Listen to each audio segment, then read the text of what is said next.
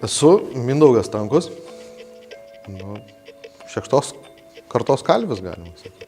Esu Martynas Stankus. Esu tikriausiai šeštos kartos kalvis, kuom tikrai didžiuojuosi. Aš pats esu kalvis, Stankus Algirdas. Turiu įtarimą, kad bus ir septinta karta. Ir viskas prasidėjo nuo tėvo dirbtuvės, pas tėvo dirbtuvės laik vaikščiodavo. Na taip, nuo mažų dienų aš slampinėjau kalviai. Ir tai buvo tiesiog visiškai neišvengiama būti kalviu. Niekad aš rašiniuose nesu minėjęs, kad noriu būti kosmonautu ar kokiu, ką žinau, milicininku dar. Visą laiką būdavo kalvis, griežtai. Bet man to niekas nebruko niekada. Dirbdavom, mes eidavom, tarkim, tėvui padėdavom ir kalvę gal išluot, gal kartais ir netgi daugiau ten jam patrukdydavom. Tik tėvo pasiekėjas ir mano tėvas didžiausias mokytojas. Tuom be galo didžiuojas. Aš manau, matydamas, kas vyksta toj erdvėje ir tas visas gyvenimas užbūrė ir iš tikrųjų tai ir vykdavo taip pat toliau tą savo darbą. Kaip, ta pradžia ko gero tokia turėtų ir būti. Kalvystė ir visų amatų kalvis ir visų amatų tėvas. Be kalvystės negalim būti ištverti, reiškia, nei instrumentų pasidaryti, nei arklo, šiais laikais bet tradicinis toks. Kalvys ne iš lengvųjų amatų. Ir patirties, įgūdžių ir sveikatos. Aš kitaip neįsivaizduoju savo gyvenimą be kalvystės, tuo labiau, kad aš esu ne šiaip savo koks nors priplaukėlis kalvis ar kaip ten. Iš karto matosi, nuo ritmo, kaip priėjimus, kaip pats pagarba, kad, reiškia, negalima ant priekalo atsiremti. Ir pagarba įrankiams turi būti. Taip kaip ir jūreiviui. Negali lipti ant laive, būdamas ant troso, tai yra ant virvės vadinamos, todėl kad nepagarba žmonės rankom čiupinėja. Faktiškai dabar, kaip tu pats ir mokais ir tobulėjai, tai tarkim, ar ką tu be pasiimtum dirbti ir visą laiką, mokiniesi pats dirbdamas ir aišku tobulėjai. Tiesiogiai susiduriu su, tai paveldas, be jokios abejonės, rekonstrukcija, paveldas. Šiuo metu taip jau atsitiko, kad užsiemu ginklais. Ir jie man, gaminant, tikrai suteikia tokį džiaugsmą, greičiausiai kaip profesionalui. Kaip profesionalui, nes rankose laikau vėduoklinį 10 amžiaus kirvį. Šitas kirvis buvo rastas Apuliai, Skuodo rajone. Šiuo atveju jisai buvo visiškai, jisai dedant į kapą matomai buvo perlenktas. Reikėjo atkurti, reiškia, ir rekonstruoti visą formą. Yra kalviškai užvirinti ašmenys. Visas, reiškia, kalviškai užvirinti plieniniai ašmenys, pats korpusas yra minkšto geležies. Tai yra, mano galva, tai yra tikrai absoliuti rekonstrukcija. Yra tekę dirbti, tenka tiksliau daug dirbti su muziejais ir muziejams, tarkim, darome ginklų kopijas ir tikslės ginklų kopijas. Ir yra, ne tik yra, tarkim, ir kažkokių namų apyvokos daiktų, yra net ir, pavyzdžiui, irgi tokių archeologinių vertybių kažkokių, tarkim, atkurti, kad ten netgi elementarius dalykus kaip durų vyriai. Ir tenka, iš tikrųjų, pavyzdžiui, jeigu darom kalavijus kokius atrestauruojam, tarsi atkūrėm, tai darom tas kopijas, tai tenka netgi daryti, imti nuo kalavijus vežti, ten tirti chemiškai, išstudijuoti, iš kokio plieno pagaminta, tada studijuoti, kaip jisai tas buvo pagaminamas, kokia ta technika kalimo, kokia turėjo būti ir po to bandom viską atkartoti. Ta prasme, kalvystė yra šiaip nežinau, gal aš kaip pats, aš apie save galiu šnekėti, tai aš iš tikrųjų turiu daug išmanyti dalykų. Tai yra ir staliaus amatą turi išmokėti, ir juvelyro amatą turi išmokti.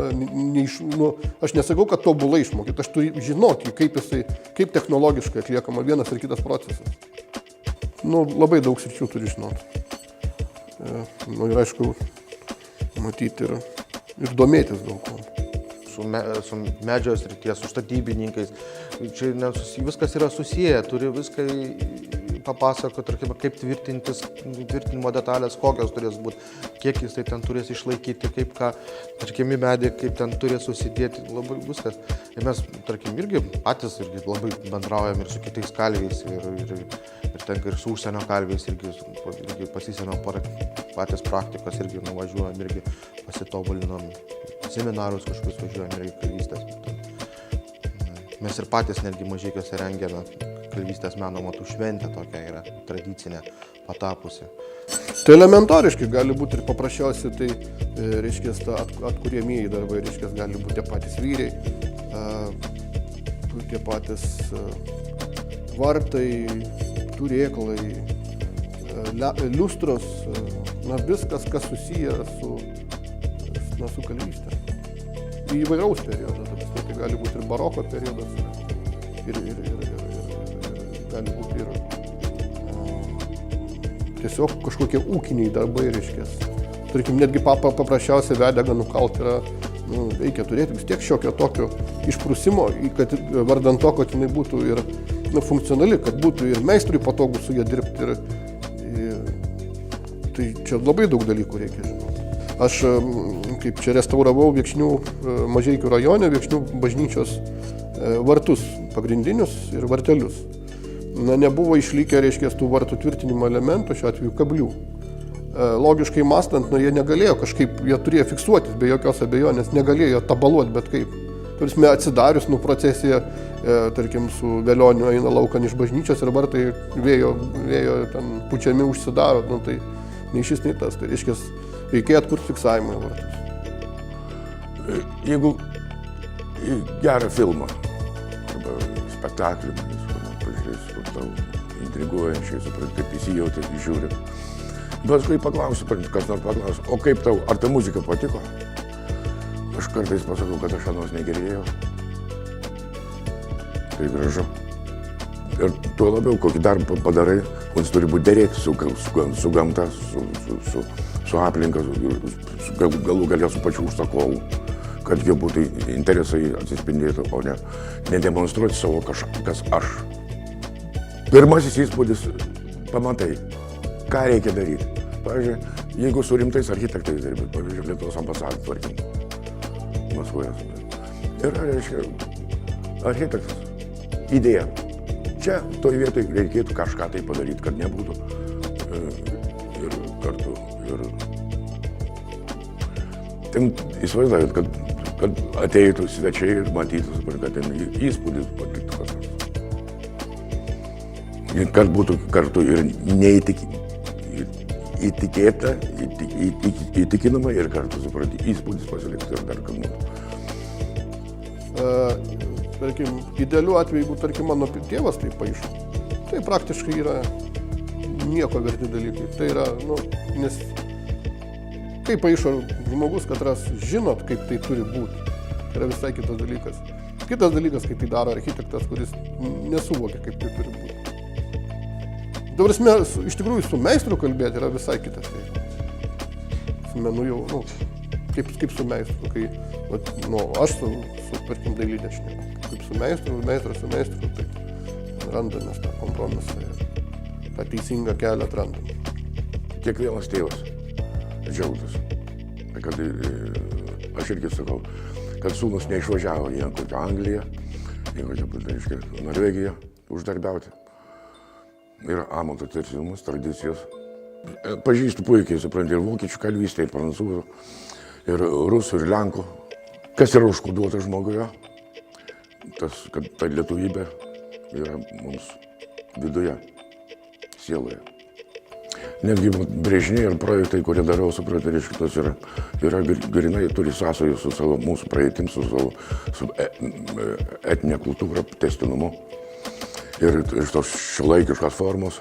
Ir, reiškia, ir taip pat, ir, kaip matysime eskizuose ar ten projektuose, yra tie motyvai ir tie patys išlieka. Nu, aš nesu labai daug senas, labai nesu seno amžiaus, bet aš jau sugebu atpažinti, tarkim, tą imlų, reiškia, studentą, nu, galbūt nelabai imlaus, nu, tokių irgi pasitaiko, tiesiog nori ten, čia staigiai kažką, kaip pavyzdžiui būna, ten užsiėmimai su vaikais, ten kokiais, ateina vaikai, nu, tai ką čia mes maždaug kalsim.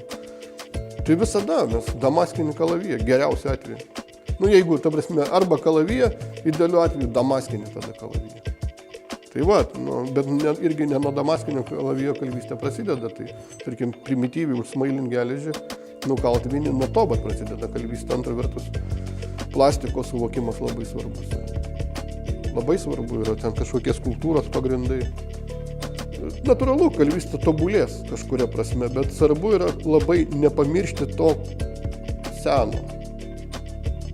Tos senosios kalviškos technikos, tarkim, tų elementoriškų skylių pradūrimų, kalviško suvirinimo ir visų kitokių elementoriškų kalviškų dalykų, nes dabar visokios atsirado ten plazmos, visokie ten suvirinimo mantiausi aparatai. Aš sutinku, kad reikia naudotis šiuolaikiniais pasiekimais. Būtų kvaila nesinaudotais dalykais. Nu, bet labai svarbu nepamiršti tų senų mūsų.